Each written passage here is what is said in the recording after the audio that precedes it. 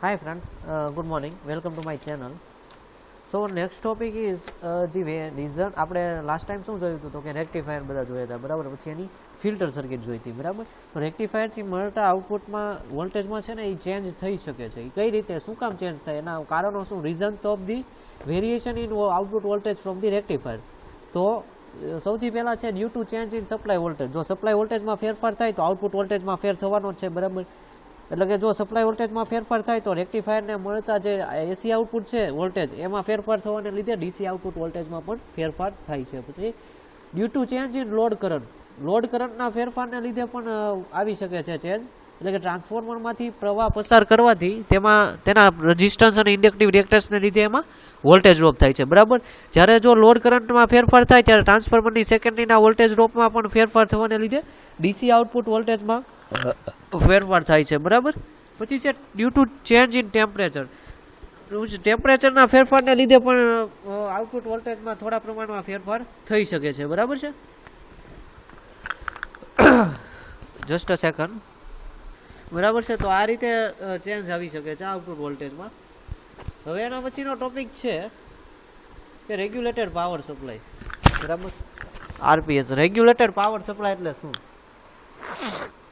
તો આ આપણી બ્લોક ડાયાગ્રામ છે રેગ્યુલેટેડ પાવર સપ્લાયનો. એક એસી ઇનપુટ આપ્યું છે ટ્રાન્સફોર્મરની મદદથી સ્ટેપ ડાઉન કરીને આપણે રેક્ટિફાયરને આપ્યું. પછી રેક્ટિફાયરનું આઉટપુટ પ્યોર ડીસી ના હોય અને સ્મૂથ ડીસી બનાવવા માટે પલ્સેટિંગ હોય એટલે શુદ્ધ ડીસી બનાવવા માટે ફિલ્ટર સર્કિટ. પછી વોલ્ટેજ રેગ્યુલેટર સર્કિટને આપ્યું અને રેગ્યુલેટેડ ડીસી આઉટપુટ મળે છે બરાબર. એટલે કે આમાં આપણે રેગ્યુલેટર જેટલો આઉટપુટ જોઈએ છે એટલો જ મળશે એમ, એટલે એનો આઉટપુટ છે એ કોન્સ્ટન્ટ હશે એમ, એમાં ચેન્જ નહીં આવે બરાબર. આ કઈ રીતે પોસિબલ છે તો આપણે એક પછી એક આ બ્લોકનું જોઈએ પછી આપણે સમજીએ બરાબર. સૌથી પહેલા છે ટ્રાન્સફોર્મર શું કરશે તો કે રેક્ટિફાયર માટે જોઈએ તો એસી વોલ્ટેજ મેળવવા માટે સ્ટેપ અપ અથવા તો સ્ટેપ ડાઉન ટ્રાન્સફોર્મરનો યુઝ થાય છે બરાબર છે. પછી છે રેક્ટિફાયર. તો રેક્ટિફાયરની મદદથી તમને ખ્યાલ છે કે એસીનું ડીસીમાં આપણે કન્વર્ટ કરીએ છીએ બરાબર. ફૂલ વેવ પ્રકારનું જ અહીંયા રેક્ટિફાયર યુઝ કરવામાં આવે છે બરાબર.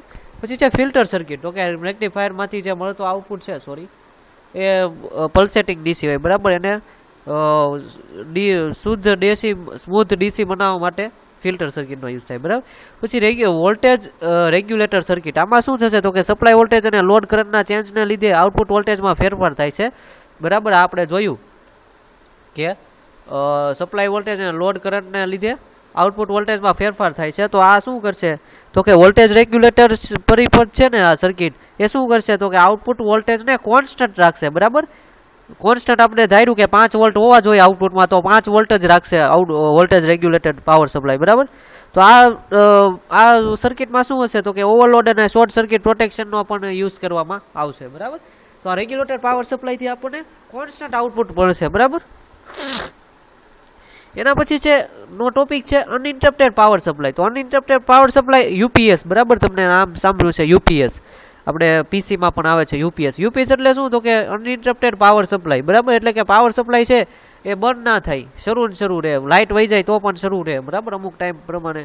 તો આમાં શું હોય નોર્મલી તો કે આ છે શું તો કે મેઇન એસી સપ્લાય ફેલ થાય ત્યારે ક્રિટિકલ એસી લોડને આપણે પાવર આપવા માટે યુપીએસનો યુઝ થાય છે. મેઇન સપ્લાય અવારનવાર ફેલ થવાનું સામાન્ય અત્યારે બની ગયું છે બરાબર. ત્યારે યુપીએસનું મહત્વ અત્યારે ઘણું વધી ગયું છે.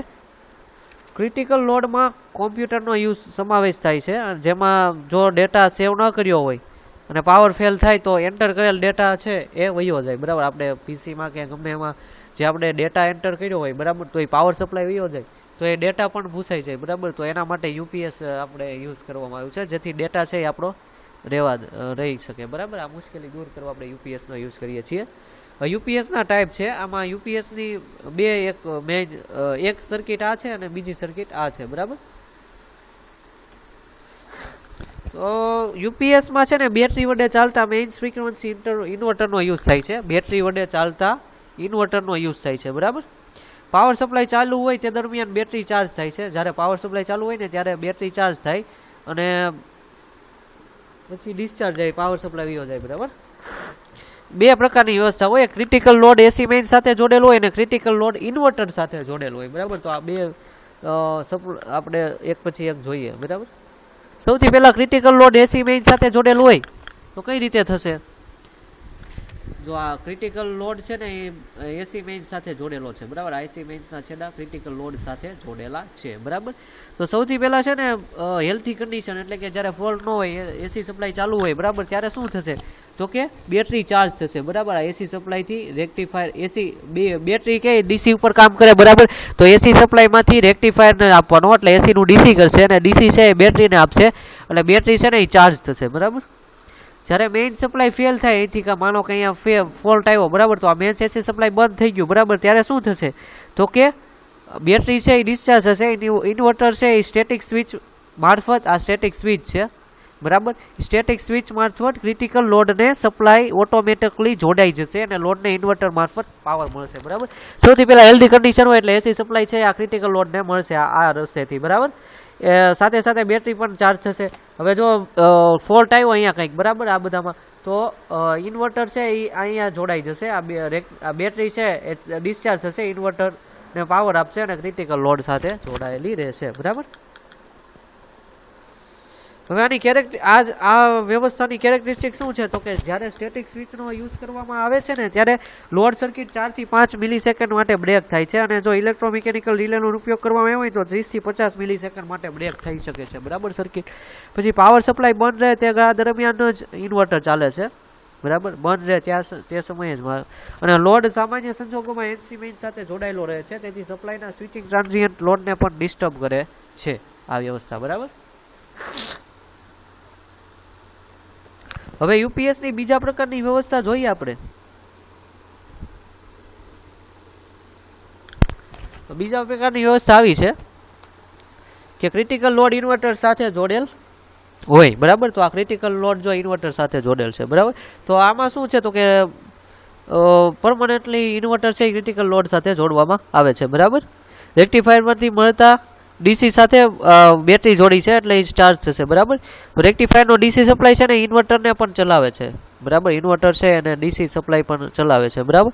ઇન્વર્ટર ક્રિટિકલ લોડને પાવર આપે છે. જ્યારે એસી મેઇન સપ્લાય ફેલ થાય ત્યારે બેટરીની ચાર્જિંગ પ્રક્રિયા અટકે છે, પરંતુ ઇન્વર્ટર હવે બેટરીના સપ્લાય વડે ચાલુ રહે છે, બરાબર. સૌથી પહેલાં એસી સાથે આ બધું ચાલે છે. હવે એસી સપ્લાય બંધ થશે, બરાબર, એટલે આ બેટરી દ્વારા છે આ બંનેને સપ્લાય મળશે, બરાબર. જ્યારે એસી મેઇન ચાલુ હોય ત્યારે બેટરી ચાર્જ થશે, પછી એસી મેઇન બંધ થશે એટલે બેટરી દ્વારા ડિસ્ચાર્જ થઈ અને ઇન્વર્ટર ક્રિટિકલ લોડને પાવર આપશે, બરાબર. આવી હેલ્ધી કન્ડિશન અને ફોલ્ટ કન્ડિશન બંને દરમિયાન ઇન્વર્ટર છે ને એ સતત ચાલુ જ રહેશે અને ક્રિટિકલ લોડને સતત પાવર મળતો રહેશે, બરાબર. તો આ માટે કઈ રીતે આના માટે કેરેક્ટરિસ્ટિક એ છે કે ક્રિટિકલ લોડને ઇન્વર્ટર મારફત પાવર મળે છે, ઇન્વર્ટર સતત ચાલુ રહે છે, ક્રિટિકલ લોડનો સપ્લાય મેઇન્સ ફેલ્યુઅર દરમિયાન પણ ચાલુ રહે છે, બરાબર. પછી લોડ એસી મેઇન સાથે સીધો જોડાયેલો નથી, માટે એસી મેઇન સપ્લાયના ટ્રાન્ઝિયન્ટની અસરથી આ મુક્ત છે, બરાબર. તો આ છે ને એ સારું છે, બરાબર. હવે આ યુપીએસ માટે વપરાતી બેટરી કેવી હોય તો કે યુપીએસ સાથે બે પ્રકારની બેટરીનો યુઝ થાય છે, એક લેડ એસિડ પ્રકારની બેટરી અને બીજી નિકલ કેડમિયમ પ્રકારની બેટરી, બરાબર. હવે લેડ એસિડ પ્રકારની બેટરીની કિંમત નિકલ બેટરી કરતાં 3 ભાગની છે, પરંતુ લેડ એસિડ પ્રકારની બેટરીના થોડા ઘણા ગેરફાયદા છે, જેમ કે તેમાં ઇલેક્ટ્રોલાઇટ તરીકે સલ્ફ્યુરિક એસિડનો યુઝ થાય છે, તે કોરોઝિવ છે, બરાબર, કોરોઝન થઈ શકે છે. બીજું કે જ્યારે બેટરી કાર્યરત હોય તે દરમિયાન ફ્યુમ ઉત્પન્ન થાય છે અને આનું લાઈફ છે એ ઓછી છે અને ઓવરલોડ સહન કરી શકતી નથી, બરાબર. તો આ બે ટાઈપની બેટરી યુઝ થાય છે, બરાબર. એના પછીનો ટોપિક છે પ્રોટેક્ટિવ ઇક્વિપમેન્ટ, પ્રોટેક્ટિવ ડિવાઇસીસ, બરાબર. તો એમાં છે ફ્યુઝ, એમસીબી અને ઈએલસીબી, બરાબર. એમસીબી એટલે મિનિએચર સર્કિટ બ્રેકર, ઈએલસીબી એટલે અર્થ લીકેજ સર્કિટ બ્રેકર, બરાબર. હવે ફ્યુઝ છે ને એ આપણે જોઈ ગયા હતા, તો પણ અહીંયા થોડું ઘણું જોશું, બરાબર. ફ્યુઝ આપણે સેકન્ડ ચેપ્ટરમાં જોઈ ગયા હતા, બરાબર. એનો વિડીયો પણ આપણી ચેનલમાં હશે જ, તે તમે જોઈ શકો છો, બરાબર. તો પણ આપણે થોડું ઘણું છે અહીંયા જોઈ લેશું, બરાબર છે. Just a second. હવે આપણે છે ને એ ત્યાં છે ને આપણે ખાલી ફ્યુઝના નામ અને કેવા પ્રકારના હોય જ જોયું હતું. હવે આપણે છે ને ફ્યુઝના પ્રકાર ફિગર સાથે ડીપલી સમજવાના છે, બરાબર. તો આ પ્રોટેક્ટિવ ઇક્વિપમેન્ટ છે, બરાબર. પ્રોટેક્ટિવ ડિવાઇસીસ સંરક્ષણાત્મક સાધનો, બરાબર, એટલે કે રક્ષણ માટે યુઝ થાય છે, બરાબર. ઓવર કરંટ, ઓવરલોડ એવી રીતે. તો ફ્યુઝ છે એ બે ટાઈપ. ફ્યુઝ શું છે તો કે ફ્યુઝ એ ધાતુ અથવા તો મિશ્ર ધાતુનો એક પાતળો તાર છે જેને સર્કિટની સિરીઝમાં જોડવામાં આવે છે. બરાબર, એ શેના માટે તો કે ઓવર કરંટ પ્રોટેક્શન માટે યુઝ થાય. એટલે કે જ્યારે સર્કિટનો કરંટ છે એ ફ્યુઝ વાયરની કેપેસિટી કરતાં વધી જાય ત્યારે ફ્યુઝ વાયર ગરમીથી પીગળી જાય છે અને સર્કિટમાંથી વહેતો કરંટ છે એ અટકી જાય છે. ફ્યુઝ છે ને એ લો અને મીડિયમ વોલ્ટેજ પર યુઝ થાય છે. બરાબર, હાઈ વોલ્ટેજ માટે યુઝ થતો નથી. ફ્યુઝ વાયર જે કરંટથી પીગળી જાય તેને ફ્યુઝ એલિમેન્ટ કહે છે. ફ્યુઝ એલિમેન્ટ શેનાથી બનેલું હોય તો કે ટીન, કોપર, લેડ અથવા તો ટીનની મિશ્ર ધાતુનું બનેલું હોય છે. બરાબર, ફ્યુઝ એ થર્મલ ડિવાઇસ છે જેથી તેમાંથી કરંટ થતા પ્રવાહની કિંમત વધે તેમ તેને પીગળવાનો ઓપરેટિંગ ટાઈમ છે એ ઘટે છે. બરાબર, તમે જોયા જ હશે ઘરે ફ્યુઝ કઈ રીતનું બધું હોય છે એમ. બરાબર, ફ્યુઝના બે પ્રકાર હોય, એક રિવાઇવેબલ ટાઈપ અને એક કાર્ટિજ ટાઈપ. બરાબર, તો આપણે એક પછી એક જોતા જઈએ.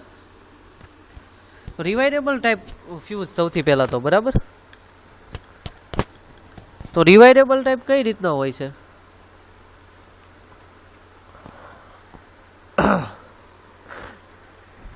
તો રિવાઇવેબલ પ્રકારના ફ્યુઝમાં ફ્યુઝ એલિમેન્ટ કોઈ કારણસર પીગળી જાય તો નવા ફ્યુઝ વાયર તેની જગ્યાએ જોડી શકાય છે. આથી તેને રિવાઇવેબલ પ્રકારનો ફ્યુઝ કહે છે. બરાબર, રિવાઇવેબલ ટાઈપમાં શું હોય તો કે એમાં ફ્યુઝ વાયર પીગળી જાય તો એ નવો આપણે એ રીતે નાખી શકીએ છીએ. બરાબર, આપણે ઘરમાં જે ફ્યુઝ હોય, બરાબર, મોટા સોકેટમાં ખબર હીટર ને એના બધા સોકેટ આવે ફ્રીજના ને એમાં 15 એમ્પિયર સોકેટ. બરાબર, તો એમાં ફ્યુઝ સાથે જ હોય. બરાબર, અને અમુક ઘરમાં પહેલાના ઘરમાં હોય જ તે. બરાબર, તો એ છે આપણે બાંધી પણ શકીએ તો એને એ કહીએ. બરાબર, સાદા રિવાઇવેબલ ફ્યુઝને કટઆઉટ કહે છે.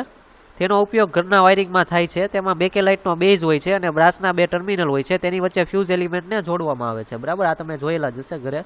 તેની ઉપર બેકેલાઇટનું કવર આંટા વડે ફિટ કરવામાં આવે છે. કવરની ઉપર નાના નાના કાણા પાડવામાં આવે છે જેથી જ્યારે ફ્યુઝ પીગળે ત્યારે જે કોઈ ધુમાડો વગેરે પેદા થાય ને તે બહાર નીકળી જાય છે. બરાબર, તો આ તમે જોયેલા છે ઘરે. બરાબર, પછી રિવાઇવેબલ પ્રકારની બીજી એક રચના વધારે પ્રચલિત છે, તેને કિટકેટ ટાઈપ ફ્યુઝ કહે છે. બરાબર, તો તે પોર્સેલિનના બનેલા હોય છે. આ બે ભાગમાં હોય છે. નીચેનો ભાગ ફિમેલ પીસ તેને બેઝ કહે છે અને ઉપરના ભાગને ટોપ અથવા તો કેરિયર કહે છે. બેઝમાં બ્રાસના ફિમેલ કોન્ટેક હોય છે. બેઝને બોર્ડ પર ફિટ કરવામાં આવે છે. ટોપમાં મેલ કોન્ટેક હોય છે જેની વચ્ચે ફ્યુઝ વાયર બાંધવામાં આવે છે. ટોપને બેઝની ઉપર બેસાડવામાં આવે છે. બેઝમાં બે છેડા હોય છે. એકમાં આવતો વાયર જોડવામાં આવે છે અને બીજા સાથે જતો વાયર જોડવામાં આવે છે અને ફ્યુઝ વાયર આવે છે. બરાબર, તેના સ્ટાન્ડર્ડ રેટિંગ છે ને 6, 16, 32, 63 ને 100 એમ્પિયર સુધીના છે. બરાબર, તો આ કયો ટ્યુબ રિવાઇવેબલ ફ્યુઝ થયો. બરાબર, અને આ તમે જોયેલા જ હશે. એની ફિગર અહીંયા બુકમાં આપણે આપેલી નથી. બરાબર છે, તમે ઓનલાઈન છે ટાઈપ કરીને જોઈ શકો છો જો જોવું હોય તો. બરાબર,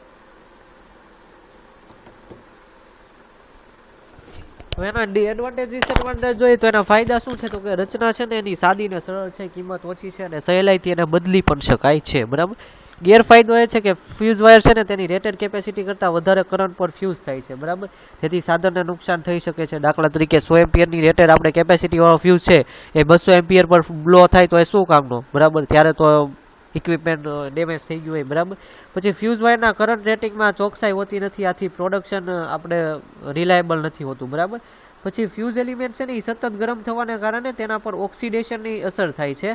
આથી લાંબા સમયગાળા બાદ ઓછા કરંટે તે પીગળે છે. બરાબર, પછી ફ્યુઝ વાયરની લંબાઈ તેના પીગળવાના કરંટને અસર કરે છે. એટલા જ રેટિંગનો વધારે લંબાઈનો ફ્યુઝ છે ને વાયર ઓછી લંબાઈના ફ્યુઝ કરતાં વધારે કરંટે પીગળે છે. બરાબર, એટલે લંબાઈનો આ પ્રશ્ન છે. પછી ઝડપ ધીમી છે, સ્પીડી ઓપરેશન નથી. બરાબર, પછી આગ લાગવાની શક્યતાઓ પણ રહે છે. બરાબર, એમાં સ્પાર્ક થઈ શકે છે એટલે આગ લાગવાની શક્યતા છે. પછી કરંટ લિમિટિંગ ફીચર એમાં છે નહીં.